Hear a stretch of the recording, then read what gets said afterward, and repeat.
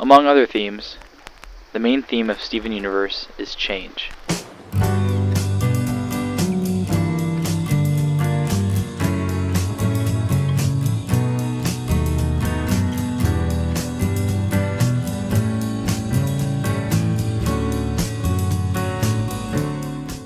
Hell, there's even a whole song about it. Change is everywhere in Steven Universe. Characters are always changing, for better or for worse. The main character himself is all about change, as we get to see him grow so much throughout the show, physically and emotionally. Even more minor characters change, like Sadie and Lars, who go from being donut shop workers to rock stars and space warriors. My point is, everyone in Steven Universe is changing all the time, and I'd go as far as to say it's the show's main specialty. Now, I believe that there's one arc that brings this characteristic of the show to absolute perfection. One arc that, if someone were to ask me, what's Steven Universe all about, I would be remiss not to show them. The Gem Drill or Peridot Redemption arc is not only my favorite arc in the entire series, not only do I believe that it's the best example of change throughout the show, but it's also one of the best representations of a redemption arc in any piece of media that I have watched. While the number one spot for best redemption arc obviously has to go to Zuko's from Avatar, I find Peridot's redemption to be much more rooted in beauty, nature, and many things that just leave a bit warmer of a feeling in my heart than Zuko's. While Steven Universe is very good at exploring the theme of change, that's not what the show was always about. Before we even hear about Peridot, or even Lapis for that matter, Steven Universe was what the kids call a Monster of the Week show. It wasn't like this for long, spanning across about 20 episodes in the first season, but compared to the in-depth story that we received later on in the series, there is a big difference. And of course, we can't talk about an arc that's so deeply rooted in learning how to change without first talking about how we even got to this point, when Steven Universe itself first learned how to change. First, we have to talk about Steven Universe's transition away from Monster of the Week. And if you enjoy this video, please consider subscribing. It helps me in my quest to surpass this Spanish Sanito with the Sonic profile picture. I need to beat him. He has more subscribers than me. I can't allow it. Additionally, this video is extremely long, and for that reason, I have split it up into more digestible acts. Feel free to come and go as you please if it's too much to stomach all at once. Thank you, and I hope you enjoy. So in the beginning, before we even meet Peridot, Steven Universe was a Monster of the Week show. But what exactly does Monster of the Week mean, you may be asking? Well, generally, Monster of the Week refers to a show that doesn't have much of an overarching story. This is usually done by just having one enemy that the main characters can fight against for that one episode. Cartoon episodes are commonly released once a week, hence the name Monster of the Week. Steven Universe was no different for a period of time, and for about 20 episodes in the first season, we had mostly only episodes like Together Breakfast, where the Crystal Gems have to fight against Steven's cooking, or Bubble Buddies, where Steven and Connie fight against this mutated gem worm thingy. A little bit differently from the generic Monster of the Week formula, however, Steven Universe incorporates a couple episodes within the starting 20 that aren't simply monsters. There are episodes where the gems fight against each other, and there's actually quite a few where Steven has to fight against his own powers while he's still learning how to control them. These Monster of the Week episodes aren't completely devoid of story. They have a beginning, middle, end, and moral to it all, but they're usually contained in just one episode due to the network's conditions. But when a creator has bigger plans for where they want their show to go, some issues are created. If you know anything about Steven Universe, you know that the show eventually evolves into this deep, story-driven show that everyone knows and loves it for. But this wasn't done without a plan. We couldn't have ever gotten to the point where Peridot gets a redemption arc in the first place without one. Luckily, Rebecca Sugar knew just what to do. In the first 20 or so episodes, you can see how Sugar sneakily adds in world building and character elements wherever she can, in preparation for the day that she can finally turn her series into an episodic one. For example, she adds new characters like Lion or Connie. She'll make episodes about Steven gaining a new power, explaining mechanics of gems like their weapons or fusion, or most importantly, she'll set up a character for a conflict that they'll have later on in the show. I don't think that these Monster of the Week episodes are bad because they don't drive the story forward. I think despite them being there against the showrunner's will, Sugar found a way to use the tools that she had at the time to their fullest potential. This era gave the show time to establish character personalities, set up mechanics of the show, and for us to fall in love with the simple parts of it before we got to the real meat of the story. After all, what's the conclusion without the build-up? Then exactly halfway through Steven Universe's first season, Sugar's efforts finally are paid off with a two-parter, and this would change everything for the series. Episodes 25 and 26 of Season 1 are titled Mirror Gem and Ocean Gem respectively, and they are the catalyst for the entire story of Steven Universe, including introducing Peridot. Episode 25, Mirror Gem, starts out like a regular Monster of the Week. Somehow Steven didn't know what school was, so after learning about that from Connie, he tells Pearl that he wants to learn. So Pearl gives him a magical gem mirror that can tell him all about gem history. The mirror apparently doesn't work, but Steven doesn't think it's broken, so he runs off into town, mirror in tow. As Steven is about to get hit by a car, the mirror he's holding yells at him to watch out. Steven asks what it's like being a mirror, to which it eerily responds, "You work." The mirror can only copy things that it's already seen and play them back, so the episode mostly goes back to normal, with Steven messing around with the mirror. After doing that for some time, he goes back to his house to show his findings to the gems. As soon as he walks in, you can tell something's off. The scene's colors are very muted and the tone is very sinister.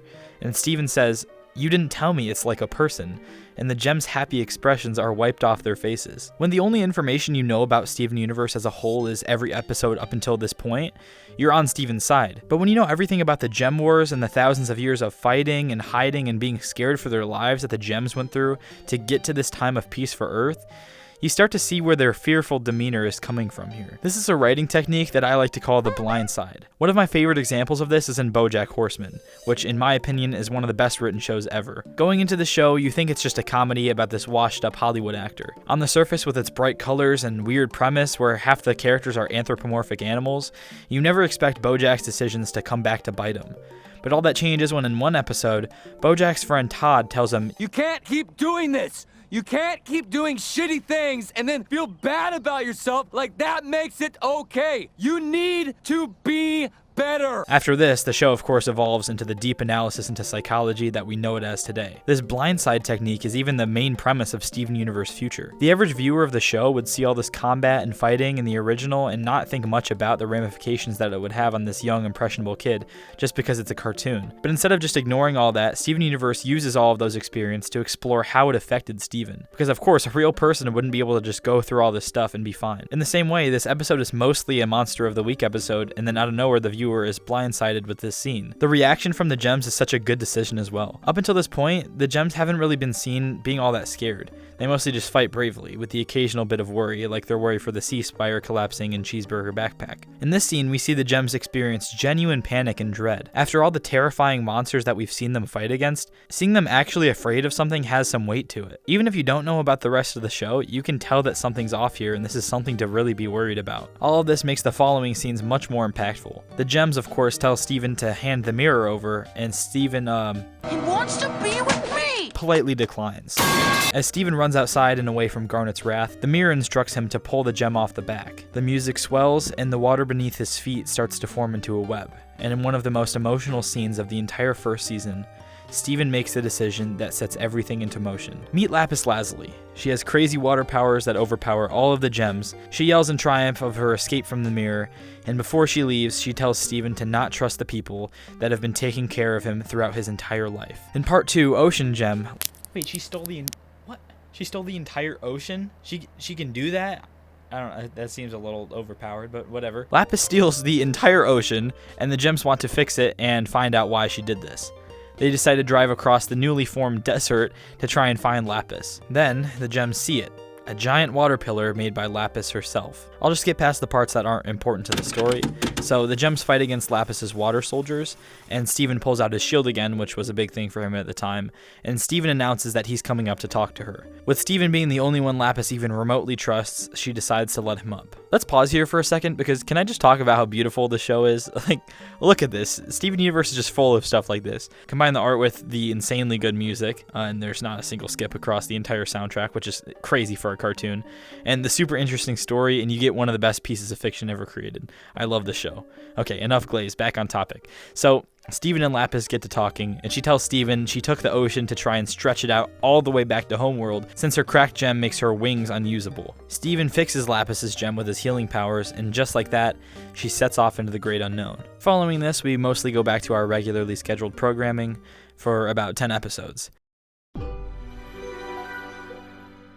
Season 1, Episode 37 is titled Warp Tour, and it's what we've all been waiting for. While traveling through the warp stream, Steven sticks his head out and sees something else using the warp system. The gems don't believe him, and for a portion of the episode think he's going crazy. Which, I mean, from their perspective, I wouldn't want to believe Steven either. The only beings that can use the warp stream are gems, and after the scare that they just had 10 episodes ago, I wouldn't want to believe it either. Then, while Steven is staying up late because he's scared of what he saw, something falls through the roof of his house from the sky. It's a robot. Steven puts 2 and 2 together and figures that this is what he saw in the warp stream. He sees it trying to use the pad and decides to follow it. In his pursuit, he is bombarded with a bunch of them and gets pushed out of the stream. Just as he accepts his fate and is about to pass out from how cold and thin the air is outside the warp stream, he's saved by Garnet. She apologizes for not believing him, and they decide to see where all the robots are going. They follow them to the galaxy warp, where they see them fixing the broken homeworld warp. Garnet grabs everyone and ducks out of sight in fear of what's coming and why, when finally, we get our first ever appearance of Peridot. Now that we know the context of how Steven Universe was even able to get to this point where it's able to do an episode like this, I'll stick to only episodes that directly contribute towards Peridot's development as a character, starting with this one. Now pay attention here, because the Peridot we see here is so drastically different than the one later on in the series. So as soon as she warps into Earth, she's all business. She has this very authoritative tone about her, but the most interesting part about this scene is one that I want to come back to later. She sees one of her robonoids on the floor. It's broken and twitching. And instead of picking it up and fixing it, or ignoring it entirely, she completely squashes the thing under her foot. The scene is directly tied to a view that we see her have later on, one that a lot of gems on Homeworld have, that everything should have a purpose, and if something is not able to fulfill its purpose, then it shouldn't exist. Another equally interesting thing about this scene is what comes next. So just as fast as she arrived, Peridot leaves, and once again the gems are a mess. Pearl is almost brought to tears because once again, the gems are having to face that they might have to go through the same thing that they endured for thousands of years. Garnet steps up, says they're not coming back, and smashes the homeworld warp. Episode 44, Marble Madness, is the next time we see Peridot. So in the time between these 2 episodes, Peridot has been sending an onslaught of robonoids to do her bidding that the gems have been trying to stop. After what is, I'm assuming, weeks of doing this, they are getting extremely tired of fighting these guys off. So Steven proposes an idea, one where they follow a robonoid to see where it wants to go, and hopefully figure out Peridot's intentions by sending all these robots down to Earth. They follow the robonoid to the kindergarten, and it starts going down this elevator thingy and into this green Peridot base. While you're watching the scene that's about to unfold, you don't think very much of it, but it surprisingly has very deep undertones when you read between the lines and has ramifications for things that happened way later in the series. So as the gems are descending, they are once again worried of the unknown while very eerie music plays in the background. Are you okay? What is all this? You have to remember that the crystal gems have been on Earth for thousands of years at this point, and have had no contact with Homeworld whatsoever. So now they're up against a gem that they are not familiar with, who is using technology unbeknownst to them, and are currently descending into some kind of base that they never even knew was there. This is one of the best parts of the time before Peridot's redemption. All the gems are trying their absolute hardest to seem strong so they don't worry Steven, but they're slowly losing their grip on the situation and their grip on their sanity. Especially Garnet, who is the leader of the group and trying to be the strongest, but is slowly losing her grip too. This small detail that they keep adding just adds so much depth to every character, and there's even a moment where it all comes to a head, but more on that in a little bit. So Peridot's robonoid activates this room and spawns Peridot in on this big screen thing, and Steven's dumbass just decides to go ask her what she's doing there. This is one of the only parts of the Gems versus Peridot story that I don't like. I know Steven is the lovable goofball little brother type character, but this feels like it's only in this episode to further the plot. Steven has been seeing firsthand just how scared of Peridot the crystal gems are, and he even knows a little about Homeworld and the gem war that took place. And after all of that, he just decides to waltz on up to say hi to Peridot. This doesn't really feel like Steven, but I can't change what happened in the show, and so he walks up to Peridot's screen and says some corny line, once again reflecting how scared the gems are here. They don't even try to go grab Steven and get him back down and out of sight while he's standing there. But Steven and Peridot start talking, and once again, Peridot reveals how she regards life. This time, however, instead of a robonoid that has no sentience, she just tries to squash Steven with her big hand robot thing. One thing I actually love about this scene is that while the gems were at first not able to find the resolve to just grab Steven and bring him back out of sight in fear that they'd be seen, seeing Steven in real mortal peril was enough to snap them out of it. Their love for Steven and desire to protect him is stronger than the fear of death or possibly thousands of years more spent fighting against Homeworld. So the crystal gems make their stand against Peridot, destroy her base thingy, and that's that for the episode. Episode 50 is used to explore Greg's feelings of inadequacy compared to everything the gems do, but more importantly, this episode, in my opinion, marks the point of the show where it's no longer Monster of the Week in the slightest. At the start of the show, we had a lot of episodes that were smokescreens for world building and character development, with the occasional episode completely devoted to furthering the current conflict. Now, we have all these episodes completely devoted to furthering the current conflict, with the occasional smokescreen episode. Most of the time, however, the later smokescreen episodes are so much deeper than the earlier ones. In fact, let's compare two episodes, one from the first half of Season 1 and another from the second half. Season 1, Episode 12, titled Giant Woman, explains fusion, but the main conflict of this episode is Steven trying to get Pearl and Amethyst to fuse. This episode further develops the world building of the show by bringing in fusion as a concept, but it doesn't have much depth past that. Now compare that to Season 1, Episode 45, titled Rose's Scabbard. Pearl spends the episode with Steven trying to introduce him to many things related to Rose Quartz that she thought he had never seen before. Steven keeps knowing what everything is already, which gets to Pearl. And it all comes to a head when Steven realizes that he knows where Rose's sword is and pulls it out of Lion's mane. Pearl was Rose's sole confidant. It made her feel important that she was the only one that Rose told absolutely everything. Now, that feeling of importance is crumbling, and it's even worse that all those feelings are now muddled up with the grief that Pearl is facing. Pearl is over 8,000 years old, and Steven is only 13. Rose has been gone for such a little amount of time for Pearl that it's still so fresh to her. Steven chases after Pearl, climbing up these floating islands, and we get this conversation between the two. Everything I ever did, I did for her. Now she's gone. But I'm still here. Sometimes, I wonder if she can see me through your eyes. What would she think of me now?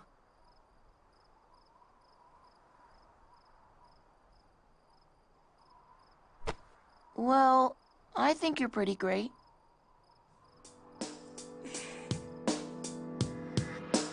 We went from cheeseburger backpacks to a scene that quite literally brings me to tears every single time. This episode and many more like it just have so much depth and so much character development. So many areas that you can see just how much events that happened in the past have impacted characters. It's such a step up from where the show was before. So in this episode, there's this thing called the Wailing Stone. The crystal gems alongside Greg with his audio knowledge eventually decipher it into a message. One that's telling them that Peridot is coming for them and she's coming with other gems. This throws the crystal gems into disarray. They start bickering and they start freaking out. Garnet clenches her fists and once again decides to stay strong for the rest of her team. She steels herself and confidently says, "We got the message." Garnet sees her team freaking out, and as the leader, she feels like she can't. Despite how scared she is deep down, she feels like if she lets her true emotions show for even a second, her team will come falling apart. And that brings me to the very next episode, Political Power. This episode starts with Pearl working on an EMP to hopefully knock out any technology that Peridot brings down to Earth. While testing it, she accidentally knocks out all of the power in Beach City. Following these events, Steven is walking up the staircase to his house when he overhears a conversation the gems are having on the patio about the enemies that are inevitably coming. He pauses and then walks up into view. And as soon as the gems see him there, they stop talking about it entirely. This is the core of their current issue. They are so scared of what's coming, and if they don't even want to think about it, why would they want to talk about it? Their communication has been severed. Steven walks down to the boardwalk and sees all of the citizens of Beach City in uproar about the power. He decides he has to do something. He decides he's going to make a speech. He tells the citizens of Beach City that they shouldn't be despaired just because of a little power outage. That the citizens are the light of the town, not the lampposts scattered throughout the roads. When Steven is explaining to the townspeople that Mayor Dewey wasn't telling the truth about the power because he was sheltering them, he realizes something.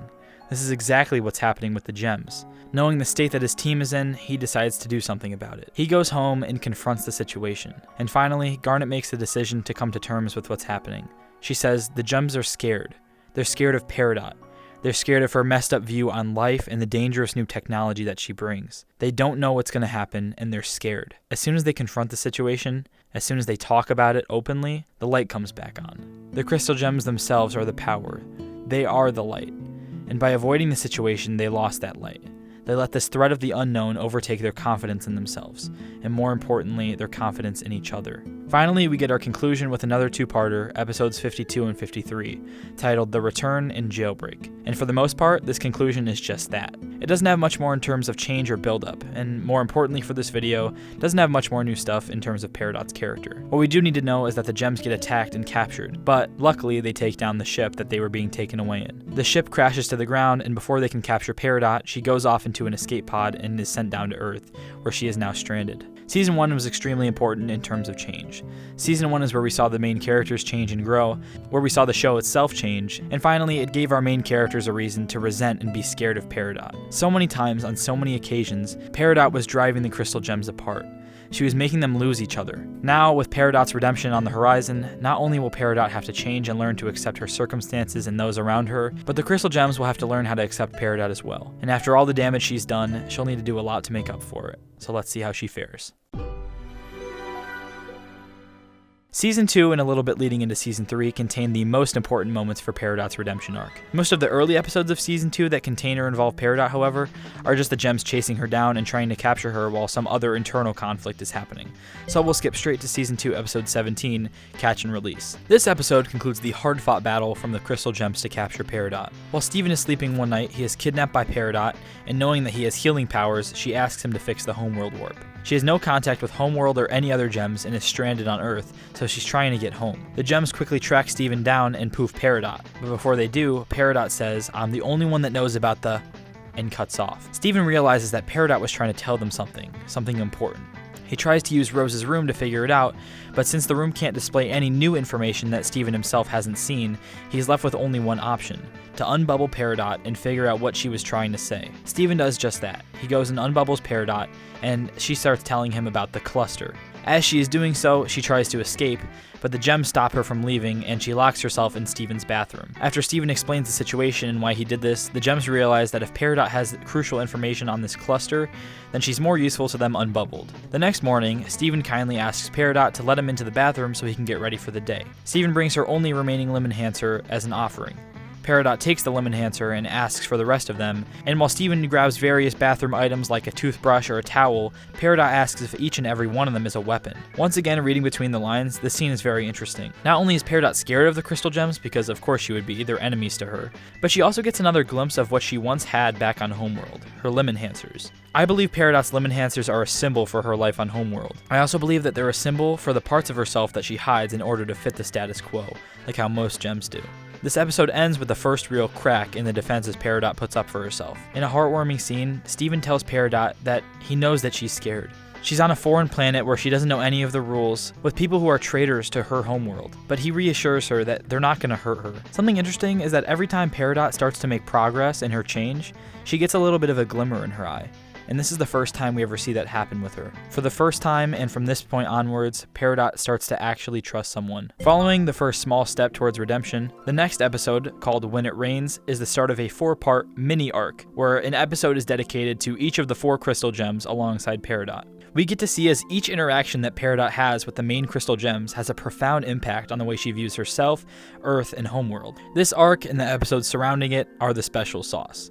This is what makes her redemption arc one of the best in all of fiction. The way they tackle each gem's relationship with Peridot is masterful, and they even take it a step further with Pearl, Garnet, and Amethyst. All 3 of these episodes not only dissect and strengthen Peridot's relationship with each of the gems, but each episode has Peridot directly conflict with an insecurity that each of the gems have, all of which are related to Homeworld's idea of how gems are supposed to be. Peridot then learns why she was wrong to think the way she did. Jumping right in, When It Rains is the first episode we'll cover, and it's dedicated to Steven and Peridot, and most importantly, the beauty of Earth. This episode takes place right after Catch and Release, and has arguably one of the most important moments of Peridot's entire redemption arc. So at the start of this episode, Peridot still has herself holed up inside Steven's bathroom, but with the newfound trust that Steven has worked to build with her, Steven is the only one that she's allowing inside this room. After trying to talk to Peridot with no success, the gems leave, telling Steven to make sure Peridot doesn't escape.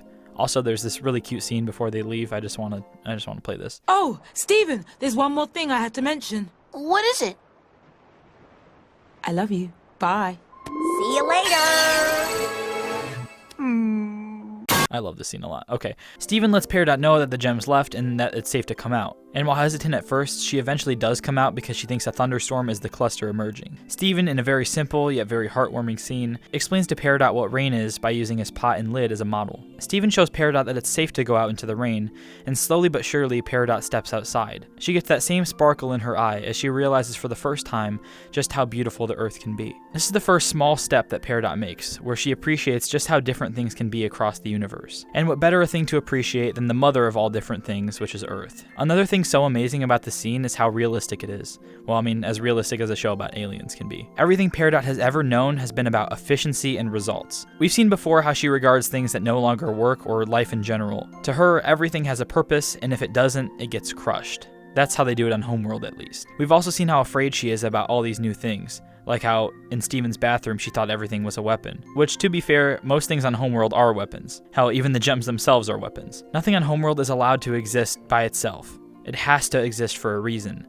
So when Peridot steps out into the rain for the first time, she is stepping into a whole other world, something that she never even knew could exist. While she grapples with this idea of everything needing to have a purpose more later on, this is the first step she has to real change, which is of course what Steven Universe is all about. So after Steven fully gains her trust and Peridot gains an, albeit little, respect for Earth, she decides to tell Steven about the cluster, a gem geo-weapon that will destroy the Earth. Nothing else really important for her character happens right until the end of the episode. The gems find Steven and Peridot in the kindergarten after they go to Peridot's smashed up base thing from earlier. The gems start getting mad at Steven for letting Peridot out of the house, but with that same sparkle of change in her eye, Peridot defends the only person she currently trusts, and decides to tell the gems about the cluster. This episode did many things for Peridot's character development and is a great opener to this 4-part mini-arc. Peridot learns to trust the crystal gems a little bit more than she did before, and more importantly, she gets her first glimpse into the beauty that Earth can hold. She realizes for the first time in this episode that not everything needs a purpose, including herself.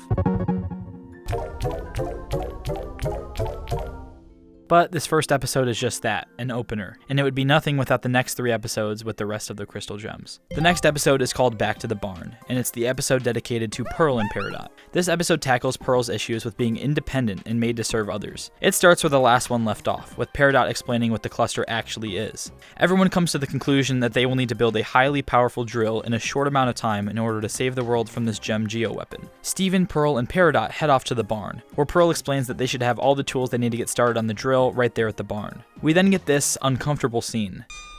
Good. Yes, this is adequate. Thank you. You can go now. What? So, who do you belong to anyway? Nobody! Then, what are you for? Peridot, being new to the planet and the customs on it, doesn't understand that the crystal gems are not your regular run-of-the-mill gems. She doesn't understand that they have changed, or that gems are even capable of change for that matter. Steven doesn't understand why Peridot is ordering Pearl around, and asks why she's talking like that. Peridot explains that pearls are just supposed to be servants, made to look fancy and hold your things. Just like the thousands of other pearls on Homeworld, she says. Steven asks Pearl if it's true that there are thousands of other pearls, and our Pearl blushes. Not only is Peridot's redemption arc great on its own, but it's such a good character development device for our already established cast. According to psychology, and by psychology I mean living and experiencing what being a human is like, the average person, of course, doesn't like to face their insecurities. If given a chance to, they will avoid it at all costs. This is no different for the gems. Since it's hard to make a character face their insecurities willingly and make it seem realistic to their character, then that means that we're going to have to do it some other way. What is the most logical avenue for exploring all of the gems' insecurities, all of which are based on Homeworld and their ideals? Well, of course, it's a gem fresh off the press of those Homeworld ideals. Not only does it create the chance for major development of this new character, but it also gives the chance for our already established cast to work on the things that they've pushed deep down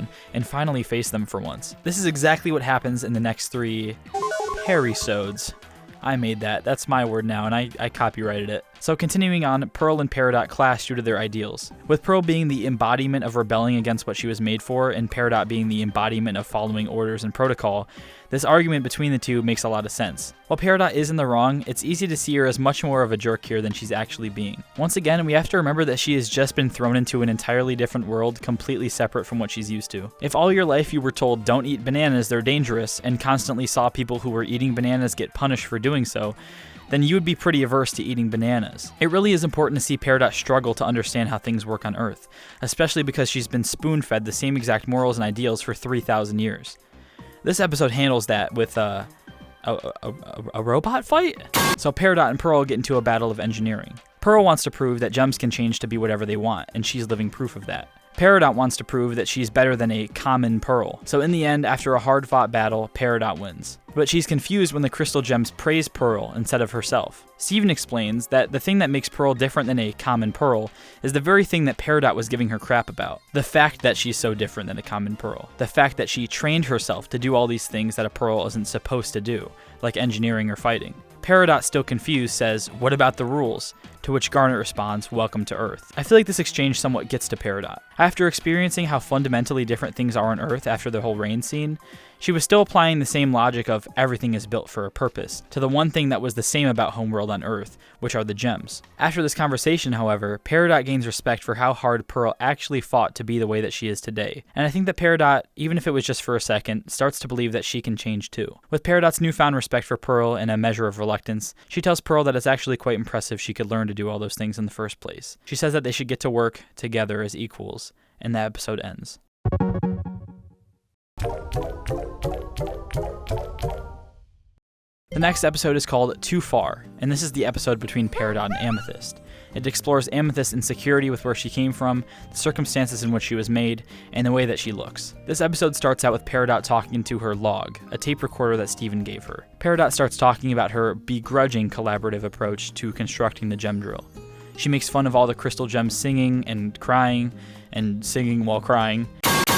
In the last Perisode, Peridot gained two things: respect for Pearl specifically, and the willingness to collaborate with her enemies for the common good. She is not yet fully adjusted to her life on Earth, however, understandably so. And more importantly to this episode, she has not yet figured out how to apologize and how to communicate efficiently on Earth without hurting others. We see this when she says things like, "Please unfuse, it's making me incredibly uncomfortable." Peridot gets tied up to a fence post, and because she doesn't know Earth terms, she starts calling objects dumb names, like calling an eyeball a vision sphere. Amethyst and Steven get a kick out of this. They say Peridot is funny while they laugh at all the crazy names that Peridot gives things. They take Peridot to the kindergarten to get a drill from one of the old injectors. While once again joking with Amethyst, she starts making fun of all the crystal gems. Amethyst specifically is getting a kick out of this, but when Peridot finally gets to her, she calls her defective for being shorter than a regular Amethyst. She keeps talking all about how she came out wrong, and all the while doesn't see how it's affecting her emotions. Peridot is so used to things that serve no purpose being thrown aside and talked down on that she thinks it's completely okay to do so with Amethyst. Even when she gets back to the barn with the drill and continues to try and joke with Amethyst, she's confused when she doesn't respond well. Peridot asks Steven why this is, to which Steven explains how badly Peridot hurt Amethyst's feelings. Peridot says it makes her feel smaller, and Steven explains that that's Peridot feeling bad about what she did. Peridot goes up to Amethyst later that day and plays a tape recording that she took, explaining that while she can't yet understand why nobody acts like a real gem here, she's trying to learn. I have concluded that they are all defective. But I am no better. If I've damaged my standing with the best gem here, then I've made a serious mistake. I'm still learning. I hope you understand. I want to understand. I'm sorry. She got so caught up in wanting to be funny for Amethyst that she said something which hurt her, which wasn't her intention, and she's very sorry. Amethyst thanks her, and in Amethyst fashion calls her a nerd, and the episode ends with this. How do you feel? Big. We can now add taking responsibility to the list of things Peridot has learned to do since arriving on Earth.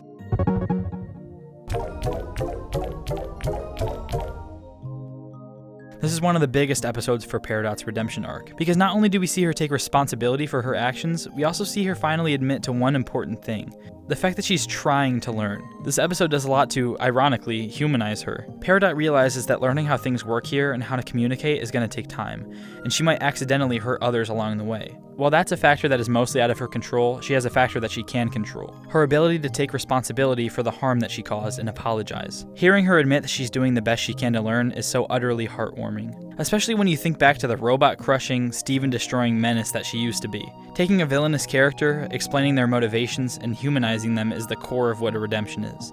But we're not done yet. We still have an entire Perisode left to go.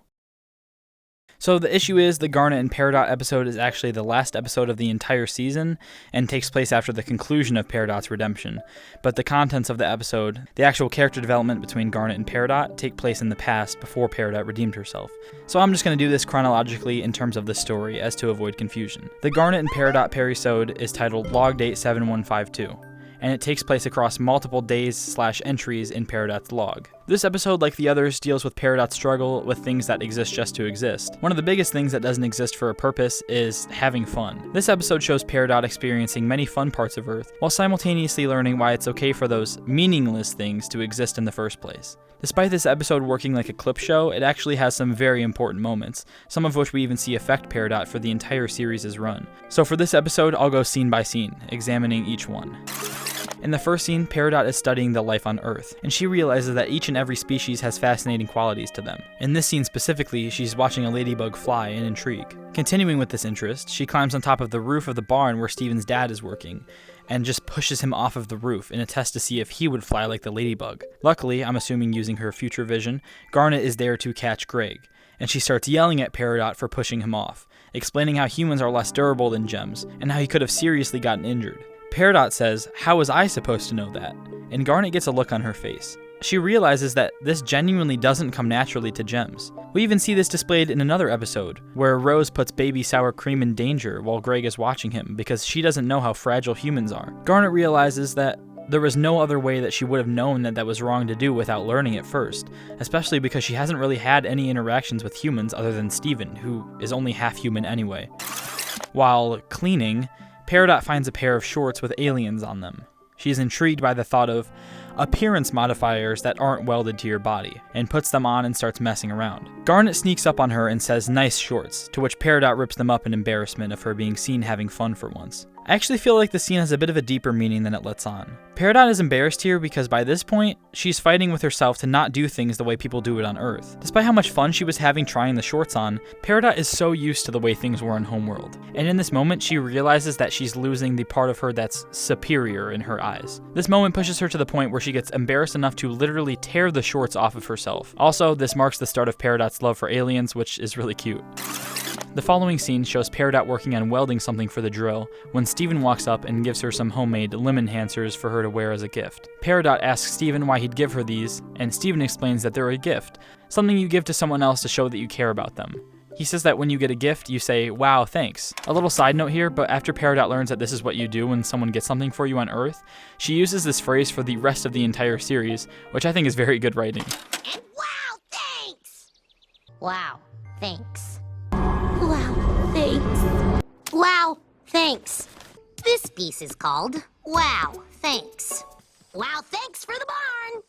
Peridot refuses his gift and tells him to buzz off, but later on uses them and starts acting things out, like acting out a conversation between her and Pearl about how she got taller, and she proceeds to run backwards and fall over. This scene shows Peridot once again having fun on Earth, and while this time she's not embarrassed to see herself having fun, she's still reluctant to show anyone else that she's enjoying herself, or accept any kindness for that matter.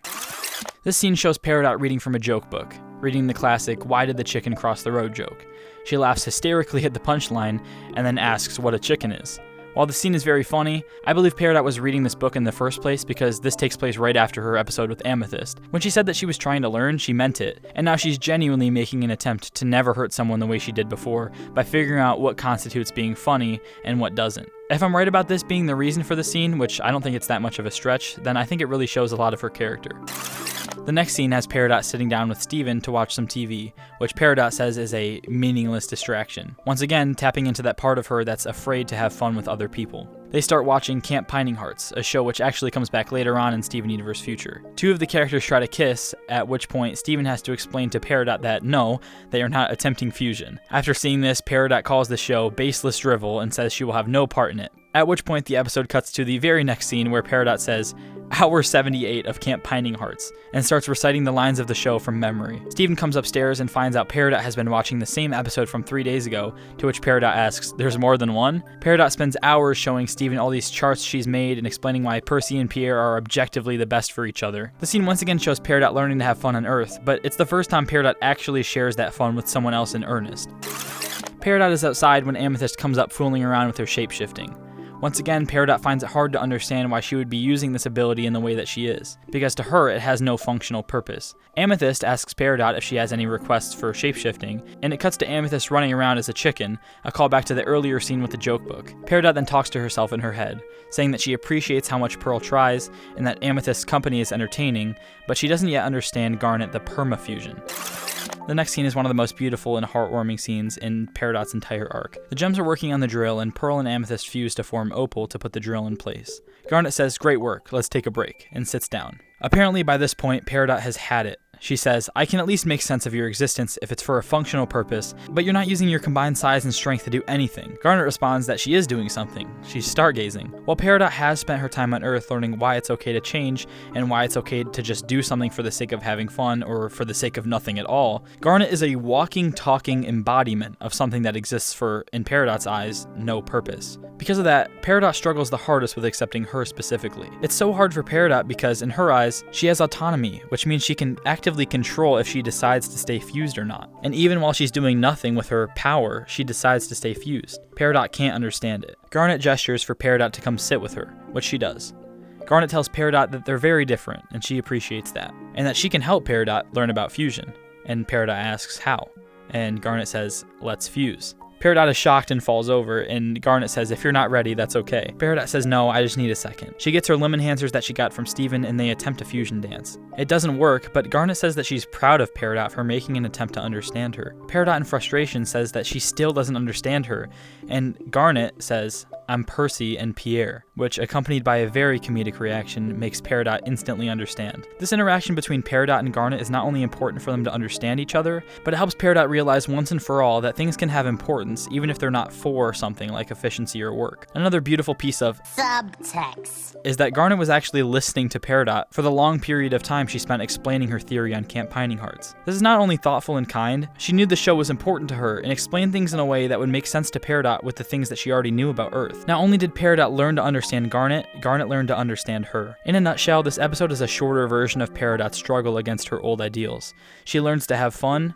to not be embarrassed about having that fun, and finally to accept people and things as they are, that they don't need to exist for a function. You can probably tell by how long this segment is, but this is personally my favorite Perisode. The one between her and Steven is a super close runner-up, but this one beats it out due to just having so many strengths. For example, this episode has many things which come back way later in the series, like Peridot's wow thanks, her obsession with aliens, and Camp Pining Hearts. Additionally, I think it was such a smart decision to place this episode at the end of the season, because it allows the viewer to look back and see how much Peridot has grown from her starting point. While other episodes focused a lot on the consequences of thinking in the way Peridot did, like how she hurt Pearl by not thinking of them as equals, this episode focuses entirely on Peridot actually acting directly in opposition to those ideals. This is the first time we get to see Peridot actually have fun. There's no way that she could have learned to accept things that didn't have a function otherwise. By experiencing what it's like to have fun firsthand, she gained a level of respect for the world and those around her that she didn't have when she arrived.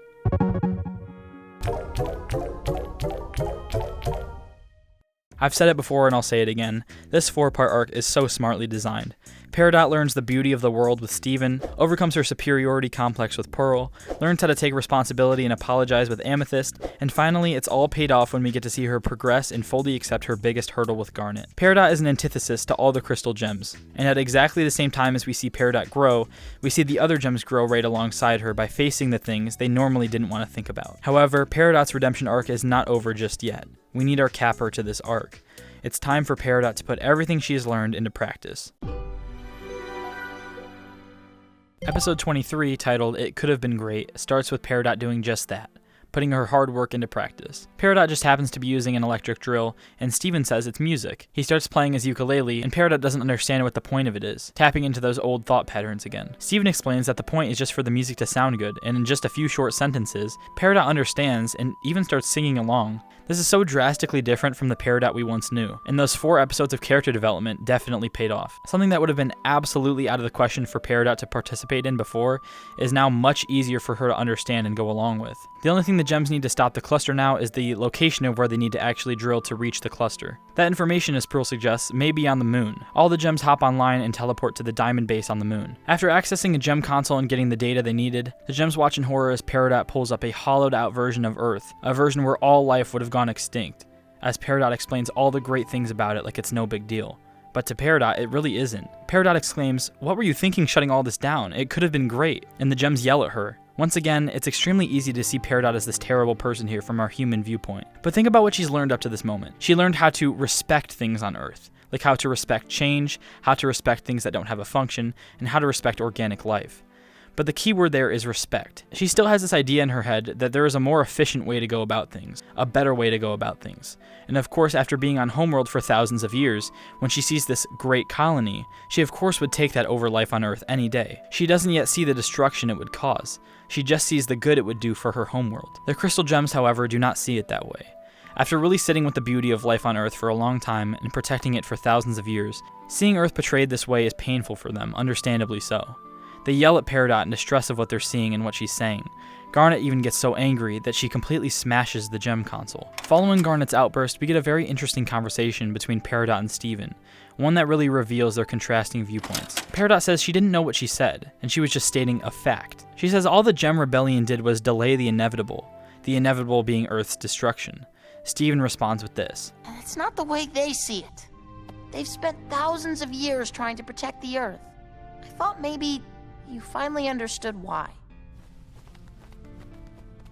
Despite everything Steven heard Peridot say, he isn't even angry with her. More than anything, he's disappointed. At every step of the way, and more than anyone else, Steven has been trying to give Peridot the benefit of the doubt and show her the same love that he shows everyone else he cares about in his life. He spent so much time showing her fun things like music or TV, and he was the first one to believe her after she got captured. Steven wasn't just trying to use Peridot for her information on the cluster, he was genuinely rooting for her. That's why after all he's done, this moment stings so much more for him. And as Peridot is leaving the diamond base, Steven notices something. Peridot has something in her hand that she didn't have when they first arrived. The next episode continues right where we left off. The gems are back at the barn, and Steven tricks Peridot into giving up whatever she has in her hand. He then locks her inside a car. Steven demands to know what the object is, and Peridot explains it's a direct communication line to the diamonds. Peridot then says this, which gives us a clear view into the way she's thinking. I figured it out. You simple clods keep trying to protect the Earth, but you can't do anything right. I let myself get carried away too. Laughing, singing, building our little machine. But don't you see? None of that matters. All that matters is that I'm of use to Yellow Diamond. Notice the way Peridot says that she let herself get carried away too. Peridot is going through feelings that she has never felt before in her life. For all of her existence, everything she did was about work and efficiency. She was told that she could have no individuality. So when faced with this new feeling, no matter how much she likes it, her mind is trying to tell her it's wrong. That she needs to go back to where she's comfortable. And of course, she's comfortable right where she started when she arrived on Earth. Look at the way she says, but you can't do anything right. The only thing that has ever made Peridot feel important was her use to the Gem Empire. When she did something well, she was praised. When she did something wrong, she was chastised. She's slipping now because she's realizing that she does have importance outside of her functional purpose. But getting that feeling of importance just from having fun was too easy. She has always had to fight to get that feeling, and it's been like that for so long. Steven closes the barn doors and leaves Peridot in the car. After Garnet consoles Steven about how his trust was betrayed, Peridot busts through the barn with her robot, grabs the communicator, and runs off with it. In one final wrestling match with Steven, she manages to win over on him and activates the communicator. It's too late. It's been done. And for the first time in the show, we see a diamond. As Peridot speaks to Yellow Diamond, she's visibly nervous. Interestingly, when she says, Peridot reporting in, she's surprised when Yellow Diamond says, which Peridot? For a while on Earth, she was just Peridot. In such a short time, she got so used to her newfound individuality. I feel like Peridot has a realization here. In her short time on Earth, she has learned so many things and felt so many feelings she didn't know she could feel. Her demeanor switches. Yellow Diamond asks how Earth is doing, and Peridot says, it's full of life. She blatantly lies when asks who destroyed their ship, knowing full well it was the crystal gems. Yellow Diamond asks about the cluster, and Peridot sadly says that it will emerge shortly. But just before Yellow Diamond ends the call, Peridot asks to terminate the cluster. She explains that this is because Earth has unique life. She's still following her comfortable thought pattern, that things should serve a purpose, but at the same time, she's trying to justify it not just to Yellow Diamond, but to herself. There's no way that she could be seeing the beauty in life on Earth, right? It should be saved because that makes the most logical sense. That's what Peridot's thinking. Yellow Diamond says, I've heard enough.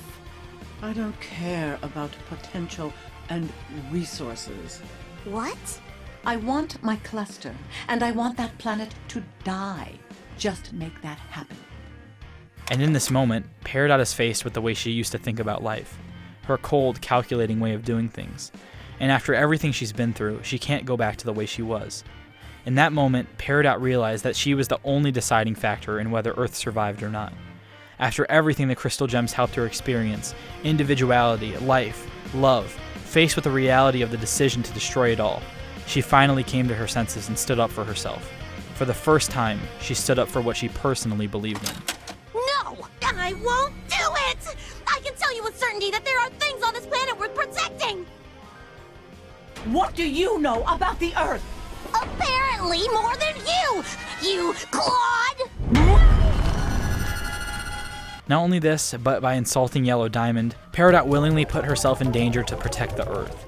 From selfish to selfless, from apathetic to empathetic, Peridot has finally been redeemed. This arc spawned one of the best redemptions in all of fiction, but also one of, if not the most beloved character in the entire show. I know she's my favorite. Throughout the show's duration, we see stories of how each crystal gem came to be who they are and how they learned to love Earth. But to see it happen in real time, to see it happen so gradually, there's something so special in that.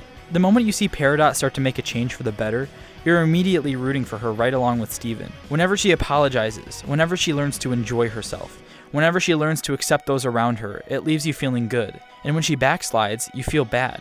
Steven Universe tends to have that effect. The show is special in that by portraying the characters with the level of depth and realism that we know and love, the show provides a gateway for its viewers to connect emotionally to what the characters are feeling too. Going from a Monster of the Week series to a masterpiece about life, love, and change, Steven Universe itself learned that it could change and teach people how to deal with common struggles. And with the redemption of Peridot, it taught us that despite everything that wills against us, despite everything within ourselves screaming to stay comfortable, anyone, even the most hopeless cases, are capable of the biggest change. This is the redemption of Peridot. Do you know what this means? I'm a traitor to my homeworld. You're a crystal gem! Whether you like it or not. From the bottom of my heart, thank you for watching. I've been Sanito, and if you enjoyed, please consider subscribing.